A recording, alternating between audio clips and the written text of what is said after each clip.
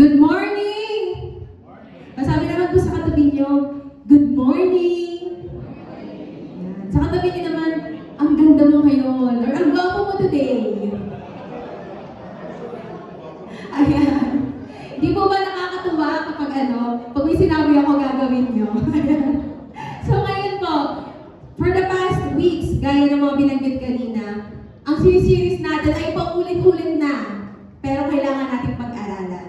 So previously, diniscuss natin HALO, H for Holiness, A for Accountability, L for Love, and O, Obedience. Ayan. Nasa last topic na po tayo ng HALO, pero 2 parts po ito. So ako yung part 1 for this Sunday. Sabi po dito, holiness plus accountability plus love are all impossible without obedience.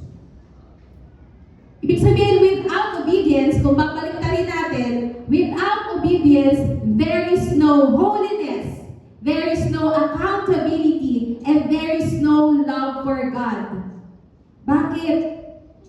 Kasi yung HAL, yung holiness, yung accountability, yung love, lahat ng yun po ay katangian. Yes, lumalakad tayo na may kabanalan, accountable tayo sa isa't isa, may pagmamahal tayo, and then what? Doon papasok yung letter O. Obedience. Ito yung application point. Ito yung action point na tinatawag. Very famous po yung kasabihan na action speaks louder than words. Kaya sinasabi po natin na mahal natin ang Panginoon, pero hindi naman natin siya sinusunod. Ibig sabihin, hindi totoo yung pagsunod natin.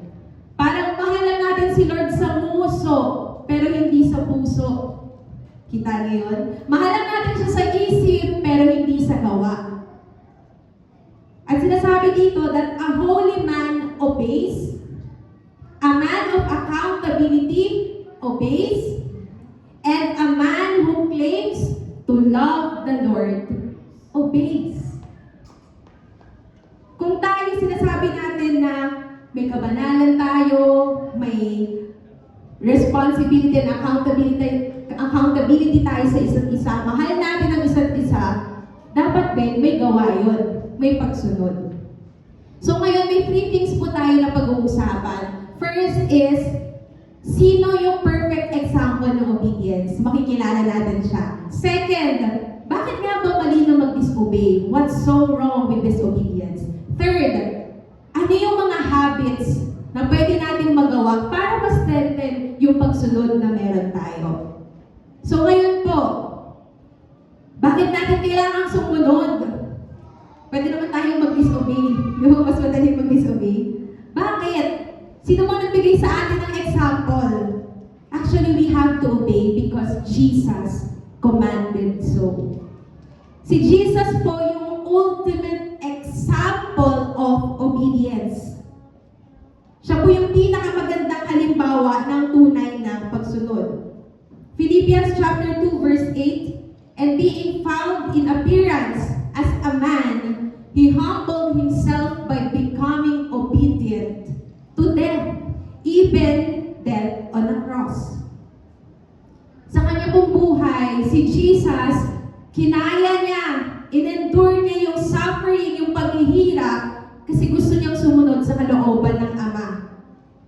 At may mission kasi siya. At ang mission niya na iligtas tayo, ikaw, ako, sa kasalanan, sa kaparusahan. At kung titignan kasi natin, si God, holy, banal. Tayong tao, ano tayo? Makasalanan. Hindi tayo banal. So wala tayong way kahit magpakabait ka pa, sundin mo magulang mo, sundin mo yung number 1 to number 10 na commandments, sundin mo yung lahat. Wala pa rin way para makakonect tayo sa Panginoon. Kasi kahit pagbali-balik na rin natin, makasalanan tayo. Kaya si Jesus, inalay niya yung buhay niya para magkaroon ulit ng connection, yung God and man. Kasi na-separate tayo sa Kanya nung pumasok yung kasalanan. At kung hindi yan ginawa ni Jesus, wala tayong pinag-uusapan ngayon. Walang church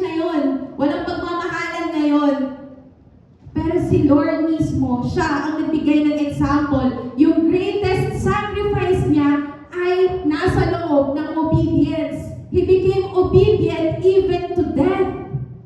Ganon yung pagmamahal na meron siya. Tayo ba pag sinabi sa atin na sundin to, sabihin ni Pas, Monica, punta ka nga doon sa may Maguindanao or kung saan man yung lugar sa Israel, ganyan. Pero alam mong delikado doon. Alam mo na anytime pag pumasok ka doon, baka hindi ka na makalabas ng buhay. Susunod ka ba kay Pastor? Hindi daw. Kasi nga alam mo kakahinatnan mo eh. Pero si Jesus, alam niya yung kakahinatnan niya, pero alam niya rin na mas mahalaga yung mission niya. At walang ibang makakagawa nun kundi siya lamang. Kaya yung obedience na ginawa niya, it cost His life, pero it also produced our life. Nagkaroon tayo ng buhay dahil sa buhay na sinacrifice niya. John 6 verse 38, "For I have come down from heaven, not to do my will, but to do the will of Him who sent me." Si Jesus po, pinapakita niya na yung purpose ng buhay niya, gusto niyang i-fulfill. Gusto niyang gawin yung kalooban ng Ama. Hindi po dahil yun yung madali. Kung tutusin, pwede naman na nandito sa lupa, pero gagamitin niya yung powers niya para hindi niya maramdaman yung pain. Pwede niya gawin yun eh. Pwede niyang padaliin, i-shortcut yung mga bagay, or pwede isang snap na lang, ligtas na lahat ng tao. He can do that. Hindi niya na kailangan na i-sacrifice yung buhay niya. Hindi niya na kailangan magpahirap, kung pahirapan yung sarili niya. He is all-powerful. He can do that. Pero pinili niya pa rin yung mahirap na paraan. Naging obedient pa rin siya. Ginawa niya pa rin kung ano yung kalooban ng Ama. Kaya kung tayo tatanungin natin sa sarili natin, gaya nung devotion namin kanina umaga, whatever you do, whether you eat or drink, do it all for the glory of God. Sa 1 Corinthians chapter 10 yan. So kung titignan natin, everyday, i-ask natin yung sarili natin, am I doing what pleases the Lord? Nalulugod pa si Lord sa buhay ko? Or yung ginagawa ko yung gusto ko lang gawin? Pwede natin yung itanong palagi sa ating mga sarili. Pwede mo ba alam sabihan ng katabi mo, kung mahal mo, sundin mo? Lakasan niyo nga, kung mahal mo, sundin mo. Diba? Madalas, pag mag-asawa or magkakaibigan, madalas may conflict. Kapag yung feeling niya, gusto niya to, pero hindi sinusunod ng isa, ano mangyayari? War! Hindi away, war. Kasi hindi feeling niya, ay, hindi mo ko sinusunod. Diba sinabi ko na sa iyo ganito? Nag-usap na tayo dyan eh. Hindi mo na naman ginagawa. Eh, ang gusto ko, ganito yung gawin mo. Eh, hindi niya ginagawa. So, away ngayon. So, ganun din. Yun nangyayari, di ba? Kung talagang mahal natin ang Panginoon, susundin natin siya. Pero ang gusto pala natin madalas, tayo yung susundin ni Lord. Si Lord yung mag-a-adjust sa gusto natin. Lord, ito yung gusto ko, sundin mo ako. Wala akong magagawa, buhay ko to. Ganun tayo, di ba? Madalas, makasarili tayo.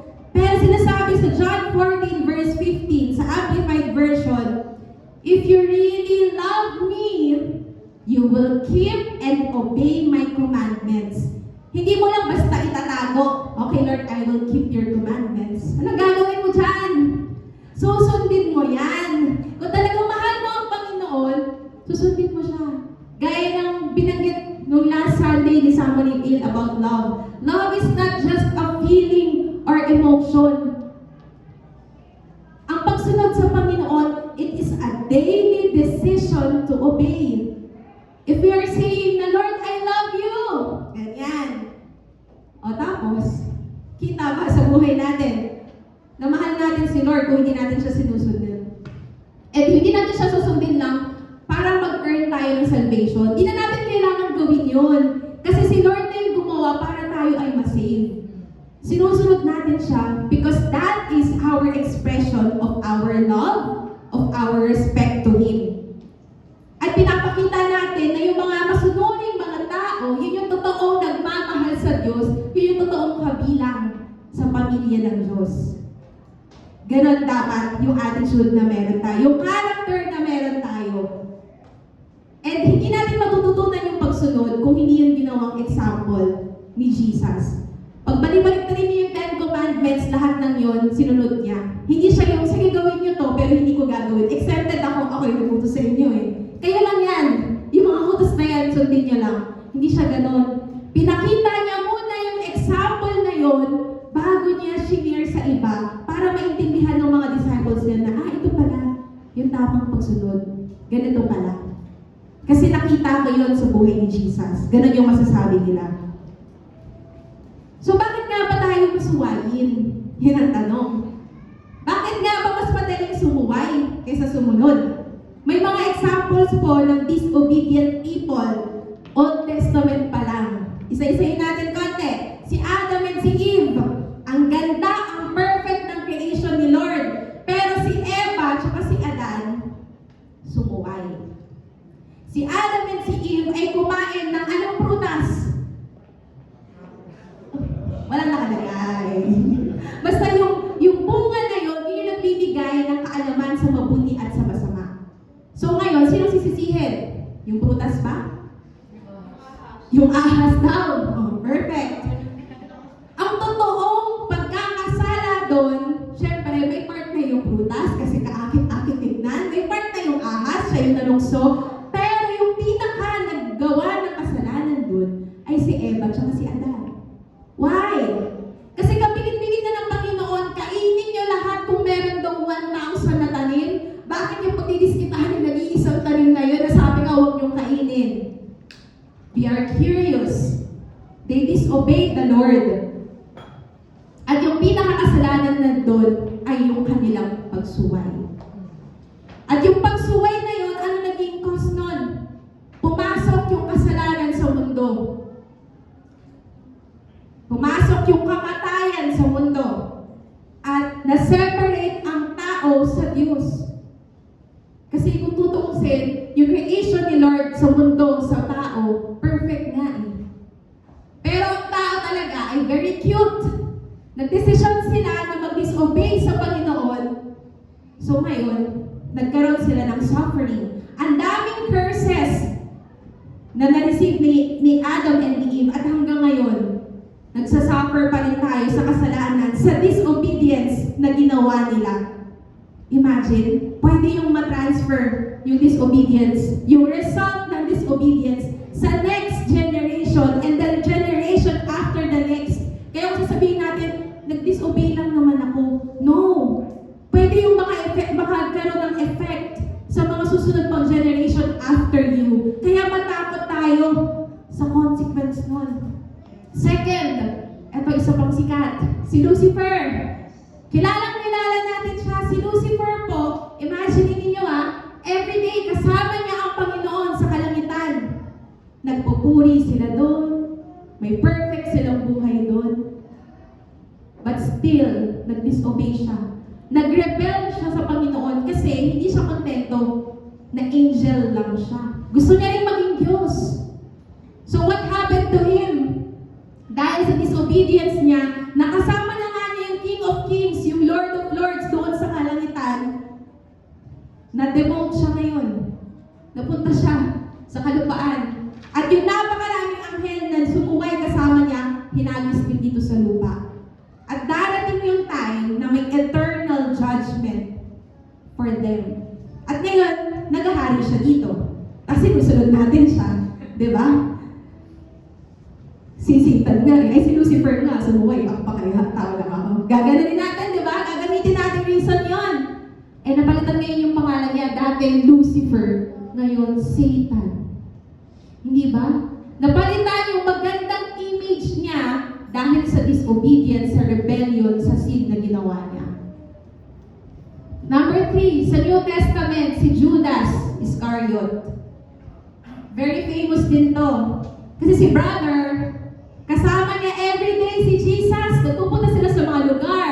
Nagdi-disciple sila. Tinuturuan sila ni Jesus ng magagandang mga bagay. Nagpapagaling sila ng may sakit. Nagtuturo sila and all. Pero nasinaw siya sa 30 pieces na silver. Hindi ko alam kung magkano yung conversion nun ngayon. Pero chinek ko nasa around 26,000.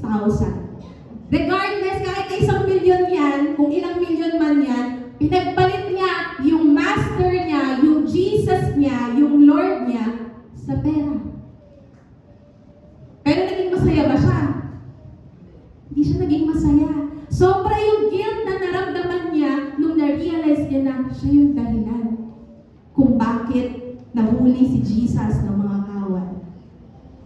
Siya yung whistleblower, kung tutuusin. Siya yung nagsabi kung nasan si Jesus.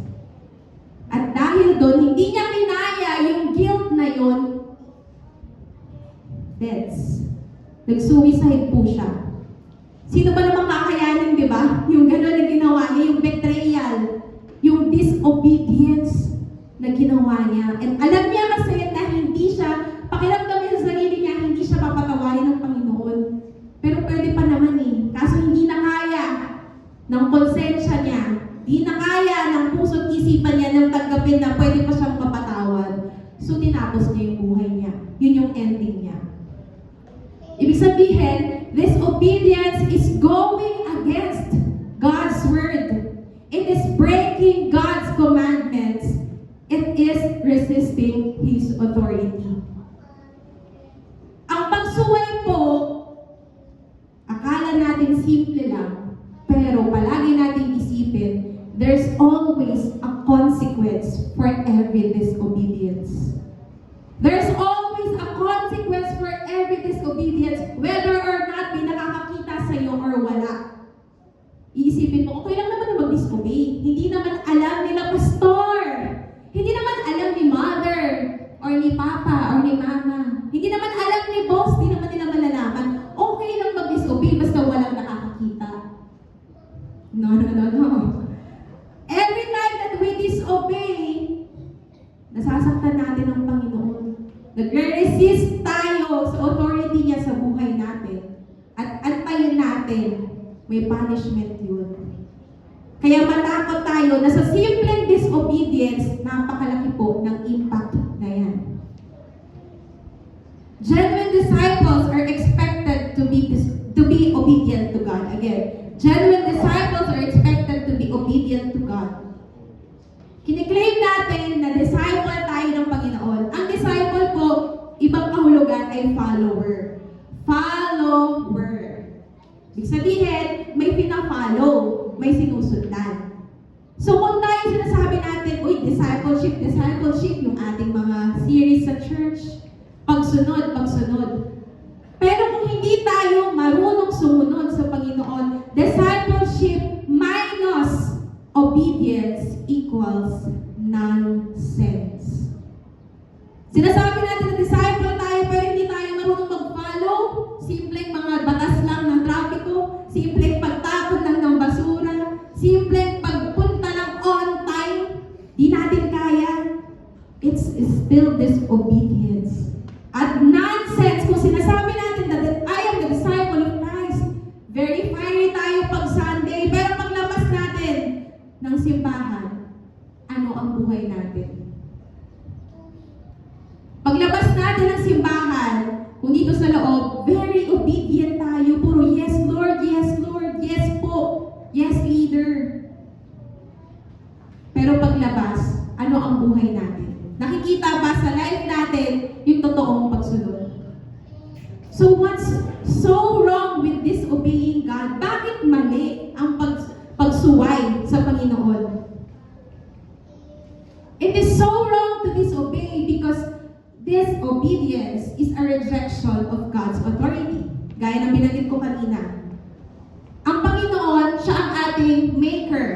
Siya ang ruler ng heaven and ng earth. Siya ang may-ari ng buhay mo, ng buhay ko, ng bahay mo. Ano pa, ng resources na meron ka? Siya may-ari ng work mo. Siya rin may-ari ng boss mo. Oo. Siya may-ari pati yung buhay ng professor mo, ng lahat ng kinakatakutan mo na sinusunod mo, pero siya hindi. Siya may-ari nun. Siya may-ari ng lahat ng meron kay cellphone mo. Yan. Kung hindi siya magpo-provide, wala kang pambili niyan. Lahat ng meron ka, galing sa Panginoon. At siya ay hari ng mga hari at Diyos ng mga Diyos. Kaya kapag tayo ay sumusuway sa Panginoon, hindi lang natin binabalik yung utos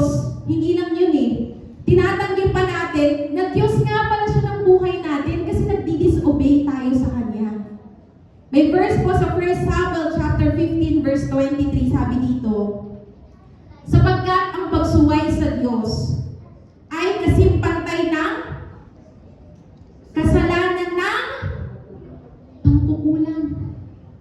At ang katigasan ng ulo ay tulad ng pagsamba sa Diyos-Diyosan. Gaano kabigat to?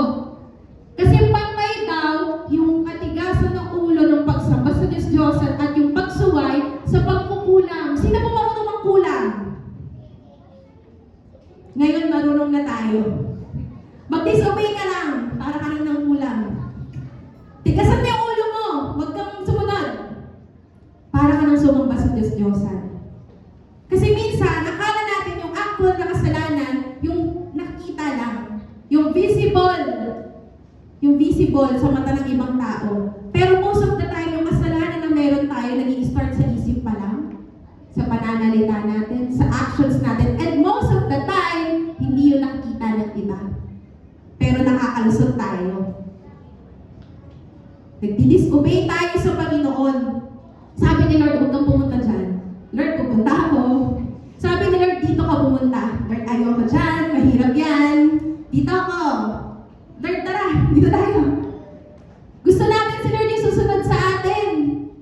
Gusto natin siya yung mag-a-adjust sa atin. Pinipilit natin yung bagay na gusto natin, tapos nagdi-disobey tayo sa Panginoon. Every time that we disobey the Lord, sinasabi natin na, Lord, hindi kita susundin. At sa mata ng Diyos, nakakatuwa ba yun? Rebellion is serious. Seryoso po yung disobedience. At every time na nagdi-disobey tayo sa Panginoon, binabaliwala din natin yung pagka-Diyos niya sa buhay natin. Deserve ni Lord na siya yung hari ng buhay natin. But every time na hindi natin ina-acknowledge yun, binabaliwala rin natin na Diyos siya ng ating buhay. Kanina may mga nag-testify about sa love ng parents sa anak. Pero imagine, sino po dito yung nanay at tatay na? Pwede po magpakitaas ng mga kamay. Nanay at tatay. Ayan. Happy Father's Day, Happy Mother's Day. Sinelebrate natin yan itong mga nakaraang linggo at nakaraang buwan. Ang tatay at nanay, mula pagkasilang ng anak, bago pa nga isilang grabe yung preparation. Grabe yung pag-iipon, grabe yung efforts, sleepless nights, sacrifices, yung pera, yung pag-aalaga. Hindi na maganda ugaga yung parents para mapalaki yung anak. And then one day, ang anak ay lumaki ng kaunti. Nananakit na. Lumaki pa siya ng kaunti-kaunti. Sumasagot na. Palakihin pa natin ng kaunti-kaunti. Naglalayas na.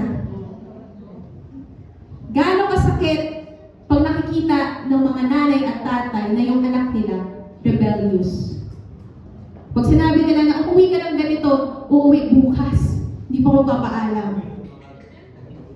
Kasi sabi, Ma'am, uwi ako ng 2. Tomorrow pala yun. Gaano kasakit sa parents pag nakita niyo na yung anak niyo, pinaghirapan niyo yan, inalagaan niyo, make sure na hindi matatapuan ng lamok, tapos anong gagawin? Ma naman, paulit-ulit ka. Pa naman, sabi ko naman sa'yo. Mas marunong pa! At ang nakakatakot dito, yung anak ang nag-uutos sa magulang. Mas malakas pa yung boses. Nakasigaw pa at galit pag hindi susundin pag hindi susundin ng parents yung gusto ng anak. Magdadabog pa yan, magwawala pa yan. So anong pakiramdam, parents, kapag yung anak ay hindi sumusunod sa gusto mo? Anong klaseng heart yung meron ka nun? Durog yun. Pinalaki ko tong batang to, kaganitoin lang ako nito. Kung alam ko lang. Diba? Kung alam ko lang, naku ka. Kaso, anak mo pa rin eh. Mamahalin mo pa rin. Isang sorry lang yan. Bigay na naman. Bati na ulit kayo. Ikaw na naman yung susuyo. Nakain ka na. Pinagluto kita dyan. Bati na tayo. Parents pa rin yung susuyo sa anak. Ganon yung paulit-ulit na ginagawa natin every time that we disobey the Lord. Lord, ayoko na. Lalayas ka ngayon. Alis ka sa church. Ayoko na sa lahat. Pakapakalayo-layo ka ngayon. Huwag mo muna akong gulin, Lord. Ako muna to. Tapos kung hindi mo na kaya, Lord, balik na ako. Hindi ko na talaga kaya. Sorry na. Pero most of the time, hindi natin nare-realize yun. Si Lord pa yung hahanap sa atin. Si Lord pa yung mag-reach out na, nak, tama na yan. Balik ka na. Pinapahirapan mo na yung sarili mo eh. Kagagawa natin. Tayo yung sumusuway. Pero si Lord yung gumagawa ng way para ibalik tayo sa Kanya. O, ngayon, nakabalik na. Siyempre, hahanap ka na naman ng mali. Gagawa ka na naman ng mali. Si Lord na naman yung mag-reach out at paulit-ulit-ulit. At kung magulang yun, nakapagod na ako sa'yo. Hanap ka na ibang mama mo. Hanap ka na ibang papa mo. Huwag ka na dito sa bahay. Ganon. Pero hindi yung ginagawa sa atin ng Panginoon. All the more pa nga na minamahal niya tayo, i-embrace niya tayo. Pero hindi natin dapat abusuhin yun. Alam natin na ang Diyos ay mapagmahal. Pero paano? Pag dumating yung time, na hindi ka na niya hanapin, bahala ka sa buhay mo. Saan ka kaya pupulutin? Diba? Rejection of God's authority. Akala natin, sinusunod ko naman si Lord eh. Pero wait. May mga pagsunod na hindi talaga pagsunod. Una, delayed obedience is equal to disobedience. Susunod ako, Lord, pero, gusto ko, meron muna akong kotse, may bahay muna ako, yung sweldo ko, ganito, yung ganyan. Susundin kita, pero. Susunod ako, Lord, kapag perfect na ang buhay ko, may maayos na akong ganito, ganyan. Pag napasa ko na to, nagawa ko na yan. Susundin kita, Lord. Kaso, may ganito akong request sa'yo. Susundin kita, Lord, pero hindi ngayon. Siguro, next year. Next 2 years, pag ready na ako. Is that obedience? Delayed obedience is equal to disobedience. Huwag mo na lang sundin kung di mo naman gagawin ngayon. Pag sinabi mo na mamaya na, disobedience pa rin yun. Kaya pag sinabi ulit, sa bahay ulit tayo. Pag may hiningi, may request ang inyong magulang at sinabi mo, mamaya na. Disobedience na yun. Pag may hininging report ang boss mo, may deadline, pero sinabit mo ng late, nag-comply ka nga. Late naman. Disobedience pa rin yun. May hininging assignment ang professor mo, ang teacher mo. Sinabit mo ng late, tapos magagalit ka, teacher, bakit ang baba ng grade ko? Eh kasi nga late. Nagko-comply ka pero late. Ibig sabihin, disobedience pa rin yun. Okay naman, humabol naman ako. Oh, tapos pag mababa yung grade, magagalit tayo. So, ganun yung nangyayari every time na delayed yung obedience natin, disobedience yun. Next, partial obedience. Sinunod mo, pero konti lang. Kung 100% yun, nasa 20% lang, 30%, or sabihin natin 99.9%. Kasi germs nga, ano lang, 99.9 lang eh. So, di ka na susunod ng 100%, 99.9 lang. If we are obeying in parts, partial lang, itong part lang, disobedience pa rin yun. Pinaglinis ka ng bahay. Ang nilinis mo ay CR lang, kusina lang, kwarto mo lang, disobedience pa rin yun. Knowing what is right but not doing it. Alam mo, pwede pakitaasan yung kanang kamay. Kanan. Okay, thank you po. Kaliwa. Ayan. Mahirap para sa mga kaliwete, no? Kung saan yung kanan at yung kaliwa. Pero sa atin na hindi naman kaliwete or alam natin yung left and right. Alam din natin yung tama at mali. Hindi ba? Kahit bata pa yan, sabihin niya, hindi bata pa yan, wala pa yan ano. No! Marunong na nga sumuway eh. May isip na yung batang yan. Alam niya na kung ano yung tama, ano yung mali. At kapag alam mo yung tama, yung right, pero hindi mo ginagawa, disobedience yan. Obeying with the wrong heart. Sige na nga. Susunod na nga ako. Paulit-ulit naman. Sabi mamaya na. Sumunod ka, pero yung puso mo, hindi naman buo. Nagre-reklamo pa. Si Lord naman eh. Ito na Lord. Oh, parang atraso pa, di ba? Parang utang na loob pa ni Lord kapag are obeying with the wrong heart, disobedience yun. Ano pa? Ito yung tinatakbuhan ng lahat. If you are choosing the comfort over calling, disobedience yan. Lord naman, inconvenient yung gusto mo, hassle yan. No, no, no, no. Di ko gagawin yan. Gusto nga ni Lord na gawin mo yun kasi doon ka mag-grow. Doon ka mag-mature. Natatakot ka agad tayo. Di talaga natin gagawin. Ibig sabihin, the more na ina-avoid natin yung purpose, yung calling sa atin ng Panginoon, may tumatawag, Miss Call. No, no. Not today, Lord. Ibig sabihin, no, dinidisobey natin yung perfect plan ng Panginoon sa ating buhay. Ano pa? It is so wrong to disobey because disobedience ignores the infinite wisdom of God. Ang Panginoon po, meron siyang perfect na karunungan, may perfect na pag-ibig siya, may perfect na plan siya, may perfect na timing siya. God is perfect and we are not.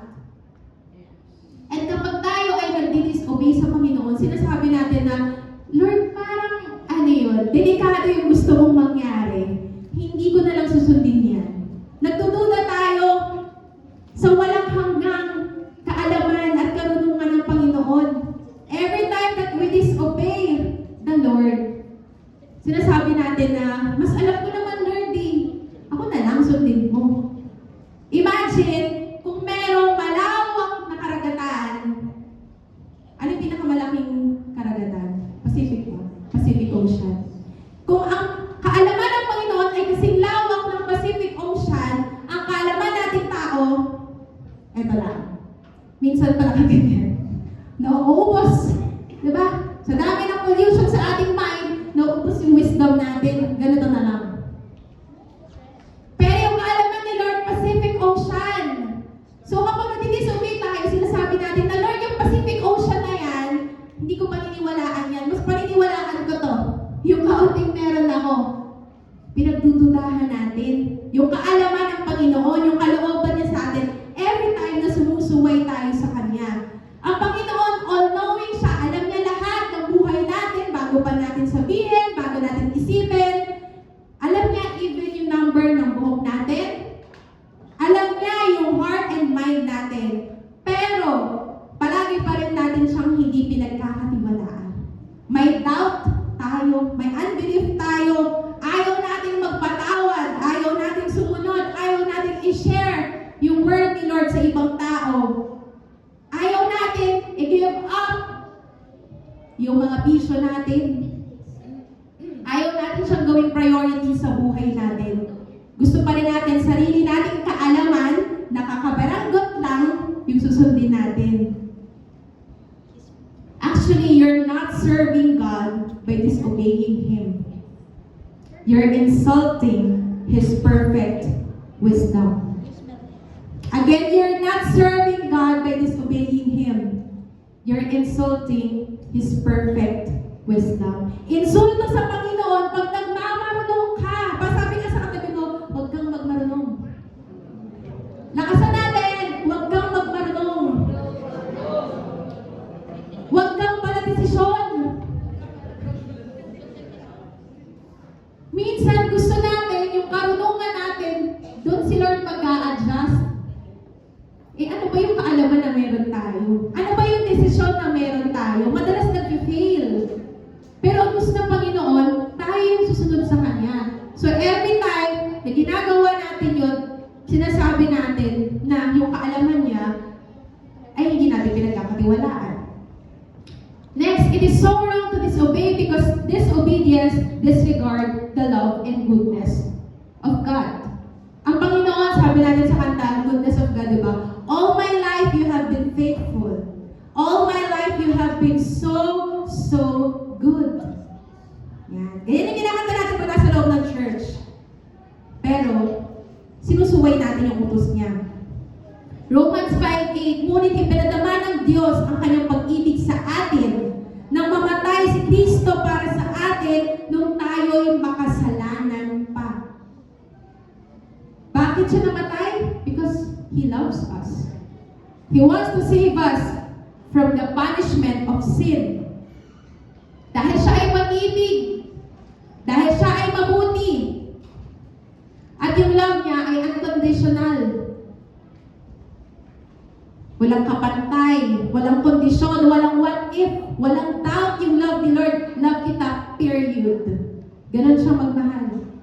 Pero disobedience to God also means disregarding His love. Ibig sabihin, pag tayo ay sumusuway, binabaliwala natin yung pagmamahal niya, kabutihan niya, lahat ng siya, binabaliwala natin. Ganon lang naman kasimple, na-disobey lang tayo, pero binabaliwala pala natin ang lahat ng yun. At pinagtutudahan pala natin yung pag-ibig ng Diyos. Even yung sacrifice niya, even the cross, binabaliwala natin yun kapag tayo ay sumusuway sa Kanya. Siguro pag hahanapin natin sa paligid natin, kung nasan yung mga disobedient na tao, masasabi natin na, ay alam ko kung nasan sila. Nasa kulungan. Itong mga taong to, yung mga lumalabag sa batas trapiko, sa batas ng gobyerno, sa batas ng bansa, sa batas ng Diyos. Pwedeng sabihin natin yun. Yun yung stereotype. Yun yung kaagad na may isip natin. Pero nagbago po yung pananaw ko personally. Nung Saturday po, ay pumunta kami sa isang ministry. May papakilala po ako sa inyo. Shout out kay Kuya Joshua Ragasa. Si Kuya Josh ay aking kasamahan, ka-department ko po sa PBS. Siya po ay member ng Cathedral of Praise at Go Group Leader. Ito po ay ministry, freedom ministry, jail ministry po yan. Siguro bago sa patinig ng iba, ano yung jail ministry? Ito pong taong to, grabe yung love niya kay Lord. For 3 years, pumupunta siya sa iba't ibang mga prison para i-share yung love ni Lord. At sinama na kami ni Kuya Jubal nung Saturday sa Taguig at Makati City Jail. Doon po ay nagbahagi kami ng testimonies. Meron ditong photo from Annex 1. Yan po yung Taguig City Jail. At dito po, may ilan sa mga inmate na sinabi nila na wala naman talaga silang kasalanan. Kumbaga nadamay lang sila sa krimen. Kasi nagkakahulihan, caught in the act sila. Pero madalas hindi naman talaga sila yung punagdulo. Nasama lang, kumbaga, nadamay lang. Pero, mas marami sa kanila aminado na talagang ginawa nila yung kasalanan. Lahat ng klase ng kasalanan, name it, nasa kulungan. Yun yung mga totoong pagsuway at paglabag sa nais ng Panginoon nandun. Pero may hindi ako makakalimutan na isang testimony ng isang inmate sa Makati City Jail naman. Sabi niya doon, nung time daw na siya ay active pa sa church, yung church kanina ni Kuya Joshua, isa siya sa mga tumulong para magbungkal ng lupa, mag-build ng church, gano'n siya ka-active. Mahal na mahal niya ang Panginoon. Pero siguro naging busy and all, ang dami nangyari sa buhay niya. One day, papasok siya sa kanyang work sa Makati. Bigla siya tinawag ng pulis. Pagtawag sa kanya, pinasakay siya sa sasakyan. Paglabas ng sasakyan, nasa Makati City Jail na siya. Wala siyang kasalanan, na-set up siya. Kung titignan, pwede siyang magalit sa sitwasyon. Kasi bakit siya magsasuffer sa kulungan? Wala siyang kasalanan, tinawag siya, paglabas niya, nasa kulungan na siya. Pero hindi siya nagalit. Sabi niya, thankful ako na nandito ako sa Makati City Jail. Kasi dito, muli kong nakaugnay ang Panginoon. Muling bumalik yung relasyon na meron ako sa Panginoon. Kasi sa labas ng kulungan, busy siya sa buhay, marami siyang ginagawa. Pero doon sa loob ng bilangguan, sa loob ng preso, pinakita sa kanya ng Panginoon na walang ibang kalayaan.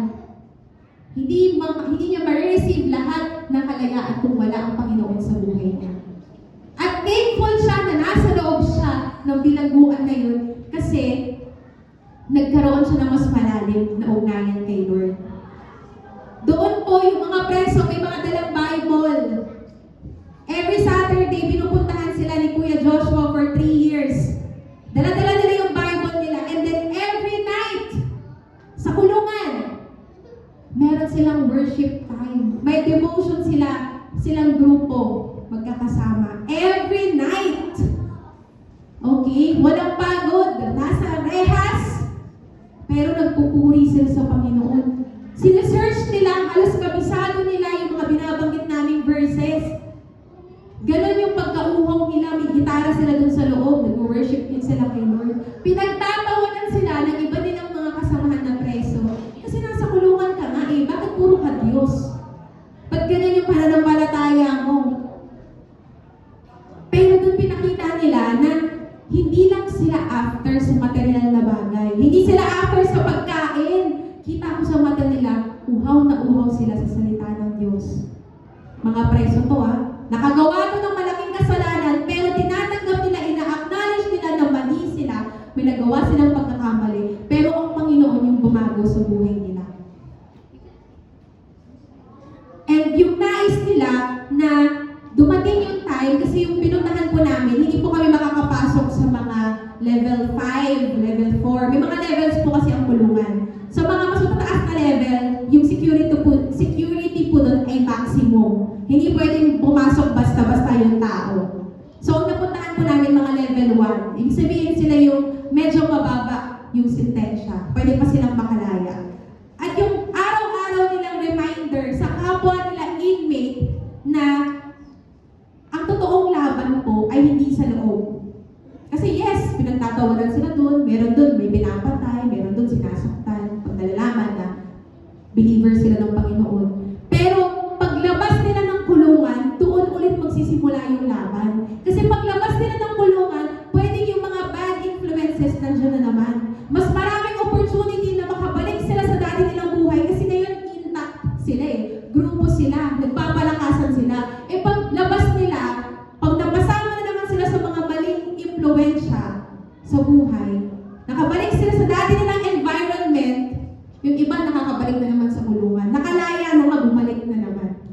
So, ang reminder nila sa isa't isa, gamitin nila yung freedom nila paglabas para i-share yung Word of God. Ang desire nila paglabas nila, haharap agad sila ng church na malapit sa kanila. Kasi ayaw nilang mawala yung fire sa heart nila, yung pananampalatayang meron sila. And alam niyo, nakakatuwa kasi karamihan sa kanila baptized. Naglalagay sila ng inflatable doon sa labas. Doon sila nag-water baptism. At sila, alam nilang pinagawa silang mali, pero alam din nila na hindi pa tapos ang Lord sa buhay nila. Sa mga panahon po yun, doon ko po nakita, doon po pinakita sa akin ni Lord, inopen niya yung heart ko, yung eyes ko, even si Kuya, nung nag-uusap kami na, ang tunay po na bilangguan ay hindi lamang yung literal na kulungan. Ang tao po ay preso at alipin din ng kasalanan kapag siya ay paulit-ulit na sumusuway sa Panginoon. Again, ang tunay na bilangguan ay hindi lang literal na kulungan. Ang tao ay preso rin kung siya ay alipin ng kasalanan dahil sa paulit-ulit na pagsuway sa Diyos. Nagiging rehas na pala yun, yung disobedience natin pag nakagawian natin siya. Nakukulong na tayo ng pagsuway na yun. Pero ngayon na alam na natin ano yung disobedience, ano magagawa natin, may pagkakataon pa ba? Yes, meron pa. Itong topic na to ay reminder sa atin, ang nais ng Panginoon, mag-focus tayo dun sa tamang pagsunod sa Kanya. Let your obedience be the evidence of your faith. Kung talagang tayo ay may pananampalataya, ay dapat may pagsunod din tayo. So ano naman yung mga examples ng obedience sa Bible? Sino-sino yung mga pwede nating tularan? Of course, si Jesus, number 1 na yan. Sino pa? Si Abraham. Willing siyang i-sacrifice si Isaac, yung kanyang pinakamamahal na anak, kasi alam niya na hindi iaalaw ng Lord na mawala sa kanyang anak niya. Kaya nung sinabi ni Lord na i-sacrifice mo yung anak mo, sinacrifice niya pa rin. Pero si Lord gumawa nga ng way para hindi matuloy yung sacrifice na yun. At dahil sa obedience ni Abraham, imagine, may isang anak, like si Kuya Rabi at si Ate siya, nag-iisa si Hiniel. Pag sinabi ni Lord na, ilatag mo si Hiniel sa ganyan, i-sacrifice mo, ang hirap! Hawak mo na yung kutsilyong ganyan. Anak mo yun, pinalaki mo, tapos isa-sacrifice mo. Pero si Abraham nagtiwala siya kay Lord. Alam niya hindi ni Lord sasaktan yung anak niya. And God made a way. And that obedience, kahit titignan natin parang ang imposible naman ang gusto ni Lord. Tinest lang ni Lord yung faith na meron siya. Na si Lord ang magpo-provide. And dahil sa napatunayan ng Panginoon, yung pagsunod niya at yung pananampalataya niya, naging father of many nations siya. Naging kasindami ng buhangin sa dagat yung mga anak niya. And kasama tayo doon. Tayo yung mga anak niya. Diba? Next, si Noah. Sabi ni Lord, gumawa siya ng arko. E nung panahon yung tag-init, parang may sense ba yun? Ba't siya gagawa ng arko tag-init? At sa taas ng bundok. So imagine niyo kung sa panahon natin ngayon, nasa Mount Everest si Noah, kunwari. Doon siya nagbibuild ng ark. Pagtatawanan talaga siya kasi wala namang dagat doon, walang tubig doon. Bakit doon siya nagbibuild ng arko? Pero may purpose doon si Lord. Kasi darating pala yung time na magkakaroon ng matinding pag-ulan at pagbaha. At umabot sa tuktok na yon yung tubig. At nawala lahat ng tao, lahat ng mahihinga, lahat ng creatures na hindi nakakasurvive sa tubig ay nawala. At ang naligtas lang ay si Noah at yung pamilya niya. Dahil sa pagsunod niya. Pero kung nag-disobey siya, vanished ang kanyang family. Even tayo, wala tayo dito ngayon kung nagsuway si Noah noong time na yun. He obeyed the instructions of God. Sino pa? Si Moses. Si Moses, he obeyed God's call para i-lead yung Israel out of Egypt, out of slavery. Yes, nung una may mga doubts. Si Moses, may mga kahinaan siya, may mga nakipag-bargain pa nga siya kay Lord eh. Pero sa huli, sumunod pa rin naman siya. At dahil sa pagsunod niya, siya yung nag-lead sa Israel. Very familiar tayo sa story, di ba? Yung Red Sea, nahati, tumawid yung mga Israelites. Yun lang yung alam natin. Pero behind that Red Sea experience, there is obedience. At pinangunahan ni Moses yun. So ngayon, paano natin maisasabuhay yung pagsunod? Sa third topic na po tayo, habits that will strengthen your obedience. Itong mga bagay na ito ay simple lang. Pero dahil sobrang simple, mahirap sundin. Number 1, start your day with surrender. Again, start your day with surrender. Luke 9 verse 23, sinasabi dito na lahat ng tao na sinasabi na disciple siya ng Diyos, ano gagawin niya? He must deny himself, take up his cross daily, and follow me. Yun yung nais ng Panginoon. So, bago natin simulan lahat ng kaabalahan sa mundo, yung 24 hours na yun, mag-spend ka ng first few hours for surrender. Bago mo buksan yung cellphone mo, bago ka makipagchikahan sa kung kanino, bago ka kumain, start your day with surrender. Kasi buti nga, nag-isip ka pa. Binigyan ka ulit ng panibagong buhay ng Panginoon. At sabihin natin sa Kanya na, this day, Lord, I submit to your will. Ako po, kung tutuusin yung work ko ngayon, sobrang, sa katotohanan, sa totoong buhay, mahirap. Kasi everyday ang kaharap ko, yung boss ng kumpanya, yung board members, yung managers, ng supervisors, yung mga staff, tas ako nasa gitna. Mediator ako ng mga taong to. Sa akin dumadaan yung mga impormasyon. Ang hirap nun for me. Kailangan palaging balanse yung mga bagay. Pero everyday, pagpasok ko ng office, ako nagbubukas ng floor namin. Pumapasok ako 1 hour ahead. Kung 8 a.m., 7 a.m., or before 7, nasa office na ako. Bubuksan ko yung office namin, yung office ko, office ng boss. At everyday, ililihans ko yung desk ni boss. Kasi I know, sobrang bigat mag-lead ng isang kumpanya na may mga disobedient na employee. Kaya everyday, wala akong kayang maitulong sa kanya, kundi ipanalangin siya, hinahawakan ko yung desk niya, nililihans ko, pupunta ako sa boardroom, ililihans ko yung boardroom kasi may magmi-meeting mamaya, pupunta ako sa desk ko, ililihans ko yung desk ko, I will kneel down and surrender to the Lord. Kasi Lord, hindi ko to kaya. A lot of people, akala nila, paano mo na-handle? Napaka yung pressure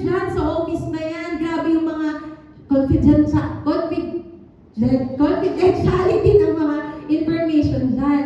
Paano mo na-handle yan? Wala akong ibang kayang gawin kundi mag-surrender kay Lord. Kasi kung ako lang, di ko kaya. First day pa lang uuwi na ako.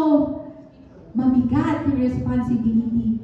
Pero yung everyday na pag-acknowledge ko and sabihin ko, Lord, ikaw na bahala, hindi ko kaya to. Lord, may meeting ngayon, hindi ko kaya to, pero kaya mo.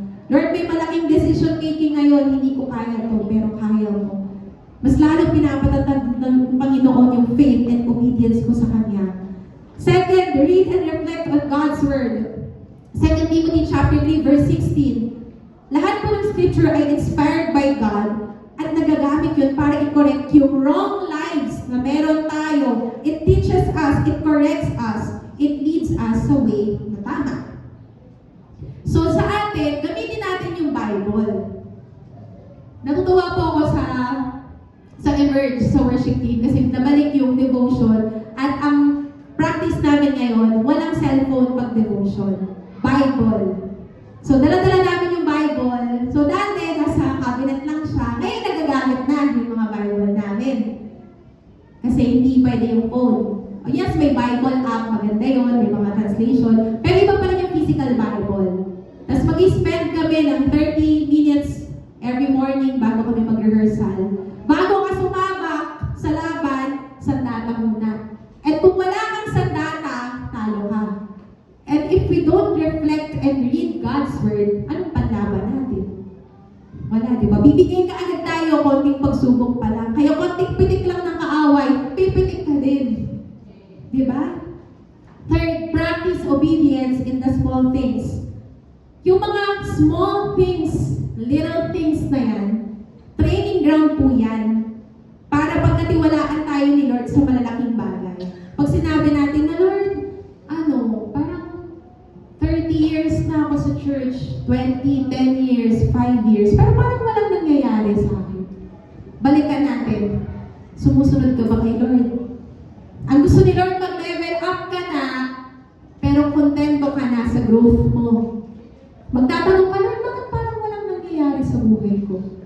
Every time na nililid ka ni Lord sa mas maraming mga tests para mas lalo kang ma-purify, para mas lalo kang mag-grow, tinatakasan mo. Tapos tatanong mo, Lord, bakit ganito?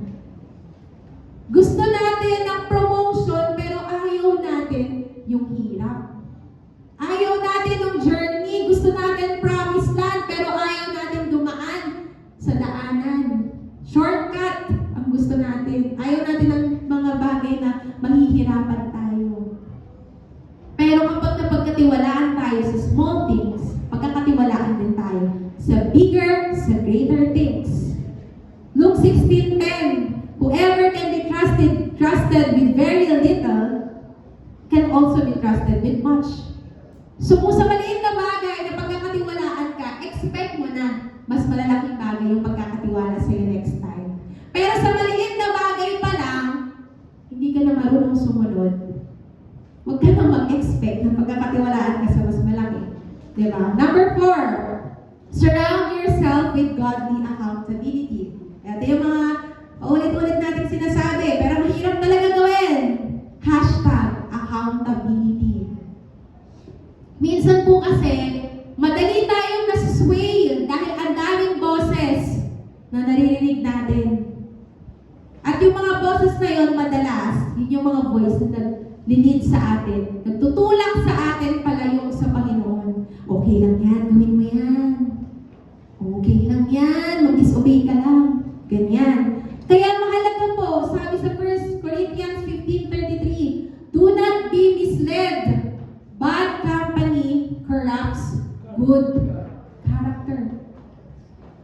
Ang isang tao, kahit gano'n yan kaalam sa pag-ibig niya kay Lord, isama mo yan sa magulong environment. Antay ka 1 day, 2 days. May possibility na kung dati di siya marunong magmura, ngayon mas malutong na siya magmura kaysa dun sa group of friends niya. Uy, nakaka-curious. Ano kayong pakiramdam na? Ay, ganun pala yun. Ulitin ko man. Kung dati hindi yan marunong uminom, isama mo yan sa mga mahilig uminom. hindi na yan papaawat. Kung dati hindi siya marunong magsugal, hindi siya marunong magyosi, hindi siya marunong magbabae, isama mo siya sa mga ganung tao, mas magaling pa yan. Expect natin yun. Pero kabaligtaran, samahan nyo yung mga taong walang ibang ginawa kundi mag-church, walang ibang ginawa kundi mag-worship, walang ibang ginawa kundi mag-aral ng salita ng Diyos. Magugulat ka, hala, naka 10 chapters na ako today. Bakit? Kasi yung mga sinasamahan natin, the more na tignan nyo yung paligid ninyo, isipin ninyo, sino dito yung mga kaibigan ko? Pwede nyo silang pangalanan, si friend number 1. May top 1 tayong friend eh. Si top 1, top 2, top 3. Or sa family natin, sino yung mga sinasamahan natin? Good influence ba sila sa atin? Kung hindi, dapat tayo yung magbibigay ng magandang influensya sa kanila. Ang nakakalungkot, instead na tayo, magre-reflect tayo ng love ni Lord kung nasaan man tayo, yung liwanag na meron tayo, umaandap, dumidilim. At tayo pa, yung sumasama sa dilim, nakadiliman. Tapos magtataka tayo, bakit may mga punishment, bakit may paghihirap sa mundo? Because of that disobedience. Number 5, end your day in reflection. Psalm 139, verse 23 to 24. Sabi niya dito, God, examine me and know my mind. Ano ba yung request niya? Test me. Make sure that I am not going the wrong way. Lead me sa path that's always been right. Yun yung request niya. Lord, i-examine mo yung heart ko kasi kung ako lang, deceitful ang heart ko. Kung ako lang, susunod ako sa signs and standards ng mundo, pero ang gusto ko, Lord, yung kalooban mo. Ganun dapat yung maging attitude natin. So kung kanina nag-start tayo sa araw natin with surrender, let's end our day in reflection. Bago tayo matulog, let's ask the Lord in prayer and meditation, Lord, nasunod ba kita today? Yung buhay ko ba naging pleasing sa harapan mo today? Mas dumami ba yung kasalanan ko today kaysa kahapon? Mas in-honor ko ba yung parents ko today? Mas sumunod ba ako today? O mas laman, malala yung buhay ko? Tayo lang, at si Lord yung nakakaalam nun. Pwede natin sabihin, Lord, saan ako nagkulang today? Ano yung mga pwede kong magawa para bukas? Gusto kong mas ayusin yung buhay ko. Gusto kong mas sumunod sa'yo at sa kalooban mo.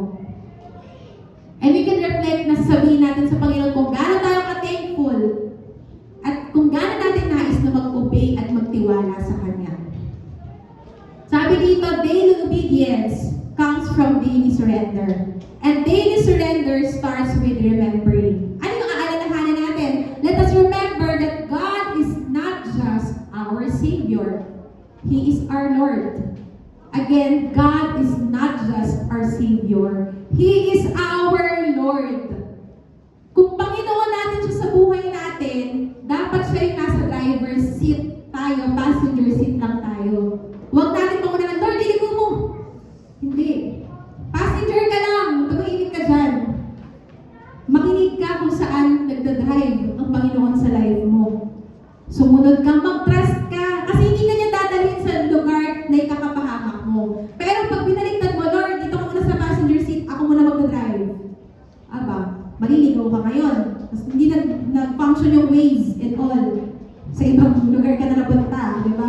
So, mahihirapan ka. Kaya gusto ng Panginoon, acknowledge natin that through our obedience, siya ay Lord ng buhay natin. So now we can ask this question sa ating group discussion. Number 1, ano ba yung mga nagiging hadlang? Bakit hindi ako makasunod kay Lord? Bakit nga ba? Evaluate natin yung sarili natin at sabihin natin sa group natin, kaya pala hindi ako sumusunod kay Lord dahil ganito, dahil ganyan, dahil ganyan.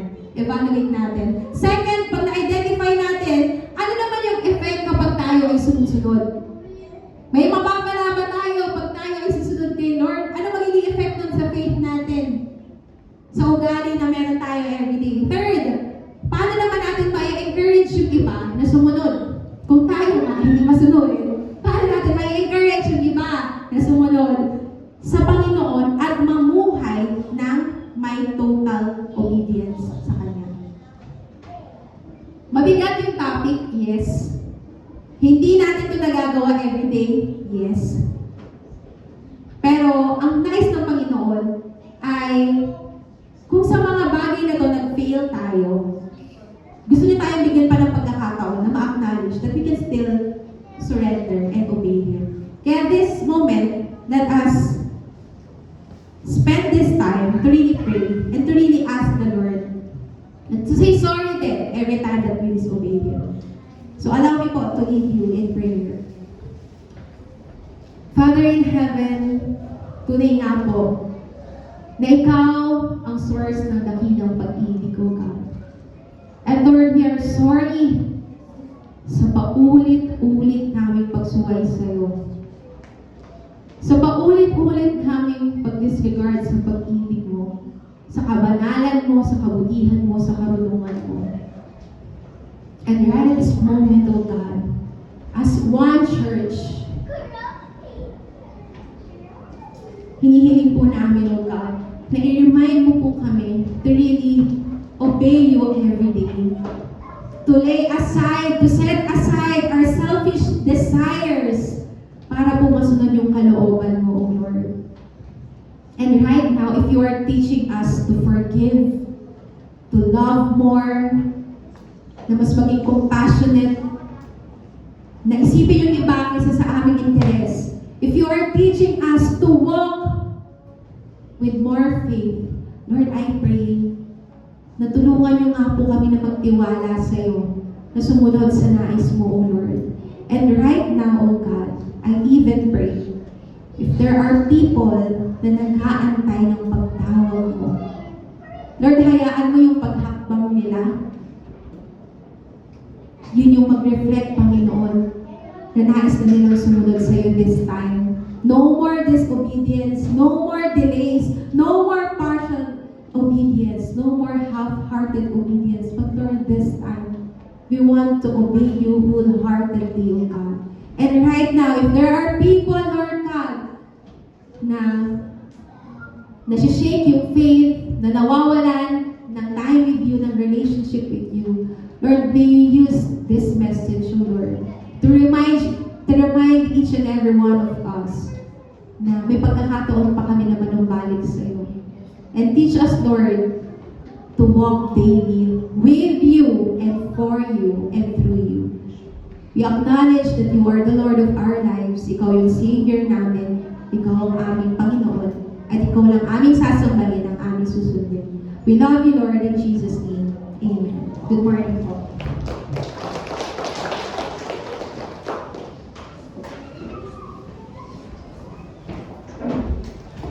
Maraming salamat po sa ating napakinggan. Ay, mag-share na ako ng konti bago yung ating tithes and offering. No? Yung na-share ka na ni Jonah, nasa level 1 ng kulungan, yung napuntahan nila. Kami